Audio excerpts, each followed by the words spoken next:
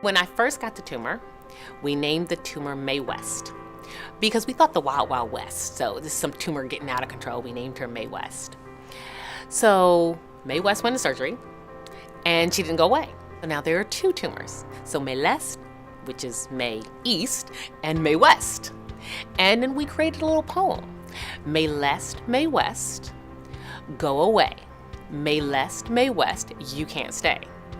The Lord's gonna destroy you to your dismay. But sorry, Mays, you can't stay. And that's what we do.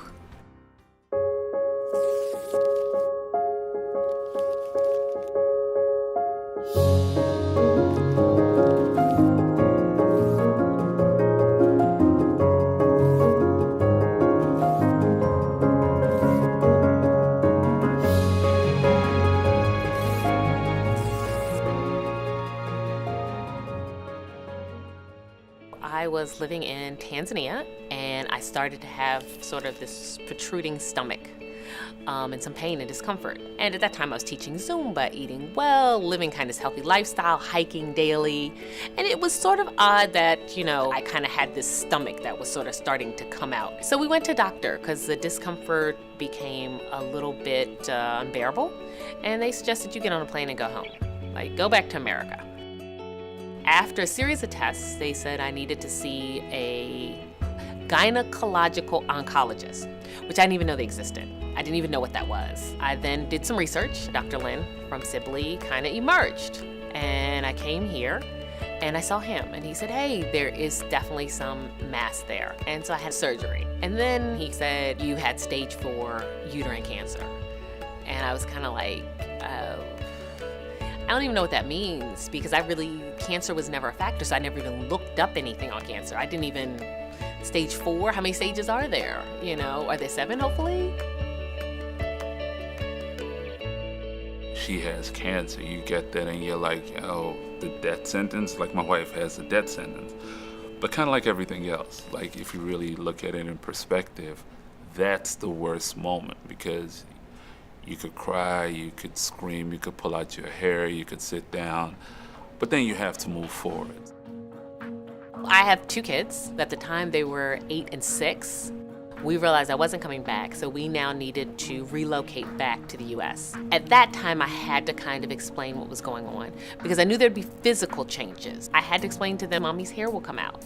And I got this book, Nowhere Hair. And the book kind of explained, when you go into cancer, your hair comes out, you're a little tired. And they loved the story. They were like, okay, so your hair's gonna fall out. All right, you're gonna be tired. Okay, we're gonna do this all to make you better.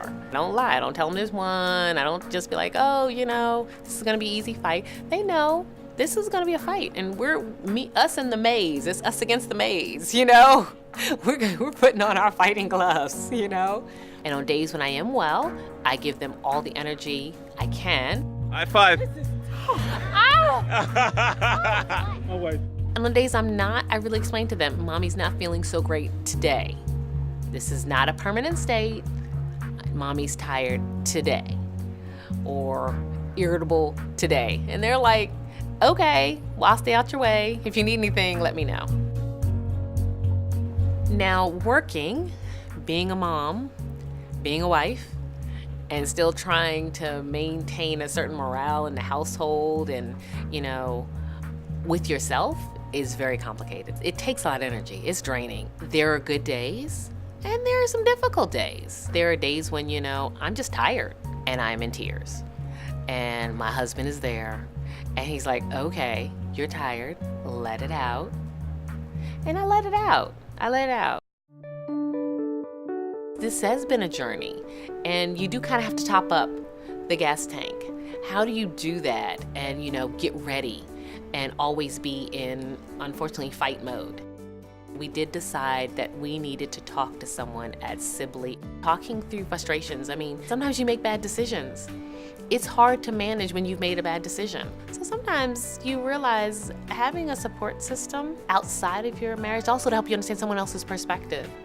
The hardest part of this is when she's going through pain and I can't do anything. She once said to me, I'm sorry for being so sick. Those are like the bottom moments. But anyway, as long as there's a job to be done to make a situation better, it helps. it's navigating those conversations and sometimes remembering, boy, as the patient, you gotta really sometimes think about the caregivers. They go through a lot that you don't even imagine, you know? And in trying to help them, sometimes you do just the opposite.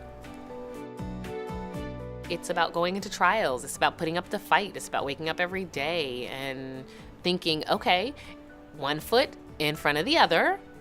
You make it through today, then there's tomorrow. This treatment doesn't work. What's the next treatment? There's always a plan A, B, C, D, and E. And that's what I stay focused on.